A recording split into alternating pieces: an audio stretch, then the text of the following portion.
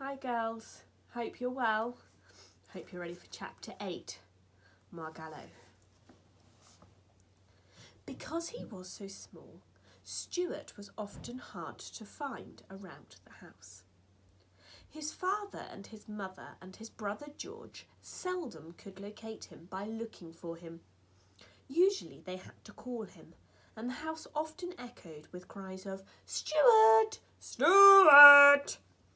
You would come into a room and he might be curled up in a chair, but you wouldn't see him. Mr. Little was in constant fear of losing him and never finding him again. He even made him a tiny red cap, such as hunters wear, so that he could be easier to be seen. One day, when he was 7 years old, Stuart was in the kitchen watching his mother make tapioca pudding. He was feeling hungry, and when Mrs. Little opened the door of the electric refrigerator to get something, Stuart slipped inside to see if he could find a piece of cheese.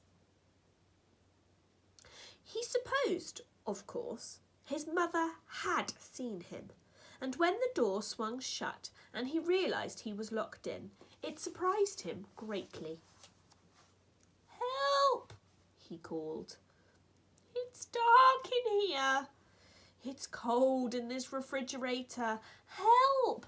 Let me out! I'm getting colder by the minute." But his voice was not strong enough to penetrate the thick wall. In the darkness he stumbled and fell into a saucer of prunes. The juice was cold. Stuart shivered, and his teeth chattered together. It wasn't until half an hour later that Mrs. Little again opened the door and found him standing on a butter plate, beating his arms together to try to keep warm, and blowing on his hands and hopping up and down. "Mercy!" she cried. "Stuart, my poor little boy!" "How about a nip of brandy?" said Stuart. "I'm chilled to the bone." But his mother made him some hot broth instead and put him to bed in his cigarette box with a doll's hot water bottle against his feet. Even so, Stuart caught a bad cold, and this turned into bronchitis, and Stuart had to stay in bed for almost 2 weeks. During his illness, the other members of the family were extremely kind to Stuart. Mrs. Little played tic-tac-toe with him. George made him a soap bubble pipe and a bow and arrow. Mr. Little made him a pair of ice skates out of 2 paper clips. One cold afternoon, Mrs. Little was shaking her dustcloth out of the window when she noticed a small bird lying on the windowsill, apparently dead. She brought it in and put it near the radiator, and in a short while it fluttered its wings and opened its eyes. It was a pretty little hen bird, brown, with a streak of yellow on her breast. The Littles didn't agree on what kind of bird she was. "She's a wall-eyed vireo," said George scientifically. "I think she's more like a young wren," said Mr. Little. Anyway, they fixed a place for her in the living room and fed her and gave her a cup of water. Soon she felt much better and went hopping around the house, examining everything with the greatest care and interest. Presently she hopped upstairs and into Stuart's room, where he was lying in bed. "Hello," said Stuart. "Who are you? Where did you come from?" "My name is Margallo," said the bird, softly in a musical voice. "I come from fields once tall with wheat, from pastures deep in fern and thistle. I come from vales of meadow sweet, and I love to whistle." Stuart sat bolt upright in bed. Say that again, he said. I can't, replied Margalo. I have a sore throat. So have I, said Stuart. I've got bronchitis. You better not get too near me. You might catch it. I'll stay right here by the door, said Margalo. You can use some of my gargle if you want to, said Stuart. And here are some nose drops, and I have plenty of Kleenex. Thank you very much. You are very kind, replied the bird. Did they take your temperature? Asked Stuart, who was beginning to be genuinely worried about his new friend's health. No, said Margalo, but I don't think it will be necessary. Well, we better make sure, said Stuart, because I would hate to have anything happen to you. Here! He tossed her the thermometer. Margalo put it under her tongue, and she and Stuart sat very still for 3 minutes. Then she took it out and looked at it, turning it slowly and carefully. Normal, she announced. Stuart felt his heart leap with gladness. It seemed to him that he had never seen any creature so beautiful as this tiny bird, and he already loved her. I hope, he remarked, that my parents have fixed you up a decent place to sleep. Oh, yes, Margalo replied. I'm going to sleep in the Boston Fern on the bookshelf in the living room. It's a nice place for a city location. And now, if you'll excuse me, I think I shall go to bed. I see it's getting dark outside.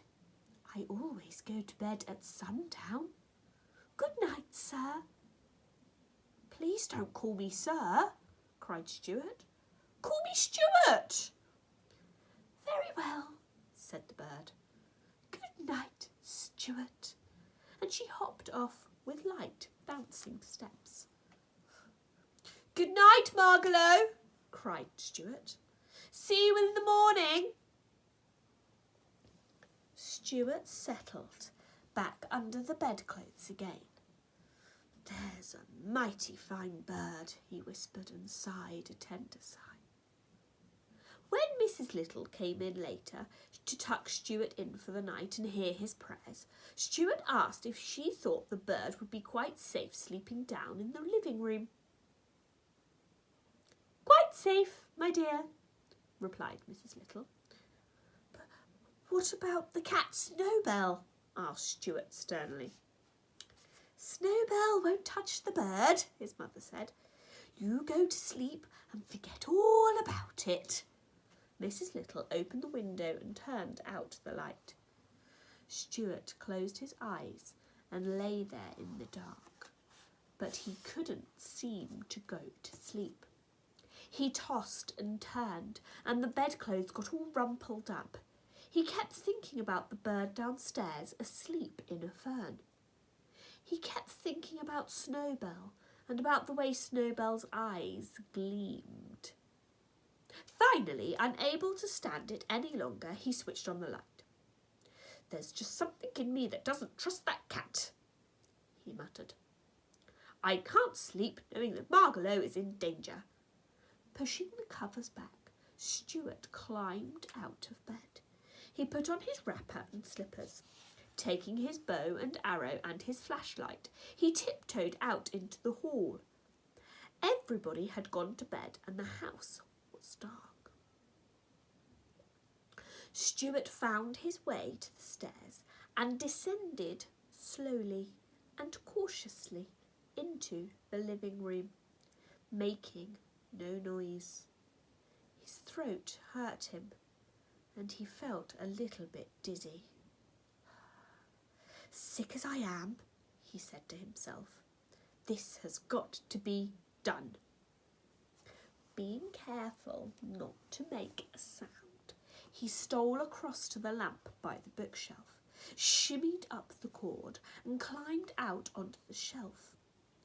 There was a faint ray of light from the street lamp outside, and Stuart could dimly see Margalo asleep in the fern, her head tucked under her wing.